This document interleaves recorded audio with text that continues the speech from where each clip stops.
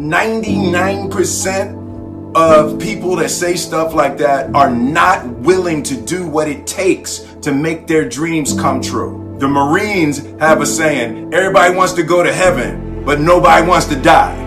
And that's just real. At the center of bringing any dream into fruition is self-discipline. You know, something as simple as food and eating. It's not about your body as much as it is about your mind. It's getting command of your mind to be able to choose actions that are in your own best interest.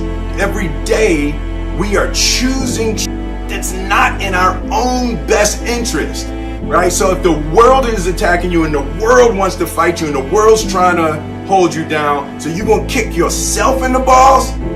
So you're gonna stop yourself from getting what you dream. Self-discipline is the center of all material success. You cannot win the war against the world if you can't win the war against your own mind.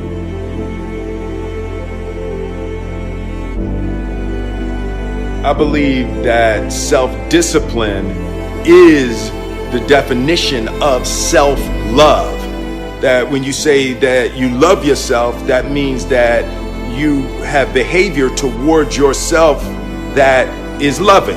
And I think the word discipline has kind of gotten a bad name. We think about it in terms of punishment. I'm not talking about discipline in that way. I'm talking about discipline in the sense that you forego immediate pleasure for the exchange of long-term self-respect. Self-discipline is self-love.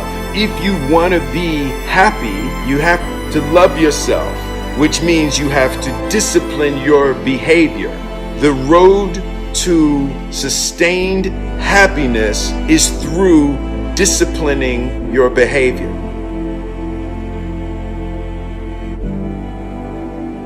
Before you can be a painter who can paint what's beyond mere memory, you have to inculcate that discipline skill, and a lot of that is painful repetition and hard grinding work. It's the sacrifice of the present for the future. But once you manage that, then things open up. And while you're learning those rules, the probability that you have any creative freedom to speak of or any facility with the rules is very low. You're a rank beginner, and there are places to encourage people to develop the discipline that's necessary to see beyond the discipline. I mean, that's why we have disciplines, right? I mean, the words aren't there by accident.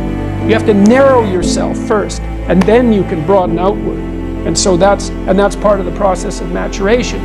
That's part of the sacrifice of childhood. When you're a teenager and a young adult, you have to sacrifice everything you could have been as a child to be the one thing that you're aiming at. But then that opens up, and the universities are part and parcel of that process. And you need the guidance because the library is too large to wander through it unaided.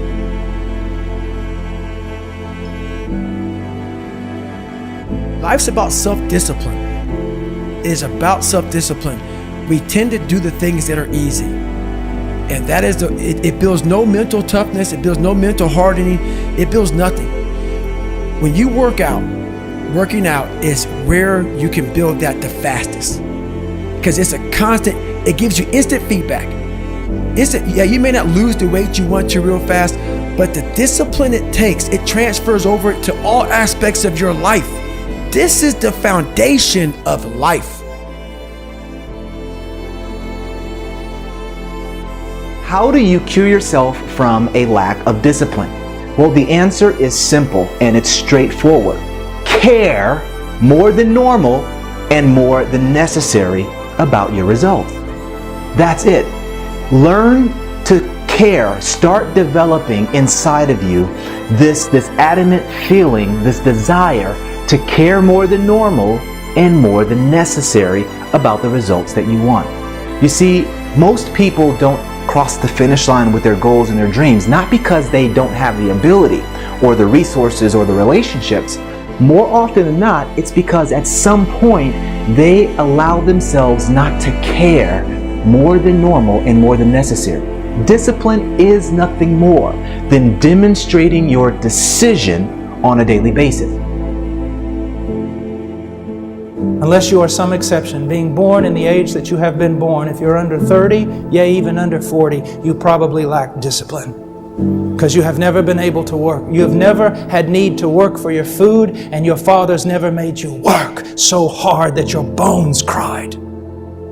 Discipline yourself in your speech. Discipline yourself in the company you keep. Discipline yourself in when you go to bed and when you rise up.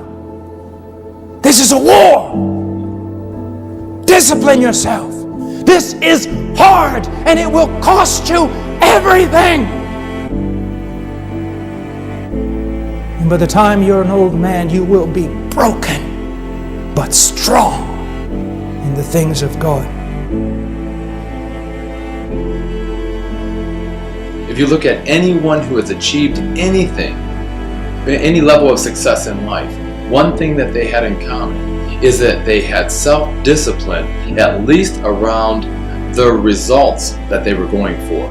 They were disciplined to do the things that were necessary to make that happen. So if you want self-improvement, you have to start to get more self-discipline. When we're talking about self-discipline, that starts with self-love, is to begin scheduling your entire day.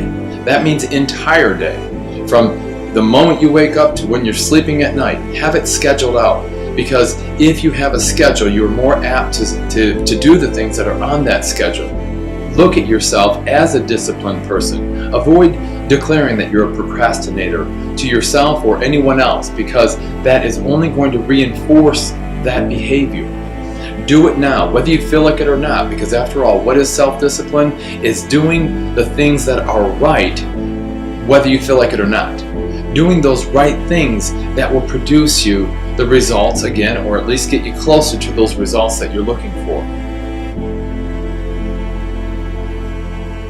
If you don't have something to strive towards, if you don't have an ideal to reach for, then there really is no reason to get up in the morning, right? I mean, most people go through their lives just to get to the next day, right? And if that's the case, then it's just to get up, you're not going to have very much motivation. Video games, or you want to create a situation where there is something so extraordinary that you want to achieve in your life on the far end of things, the big picture, that you can't stay in bed. I'm excited to get my ass out of bed every single day. I get up and I can't wait to get things going. And it has to do with the fact that I've got a big vision. I've got a big picture.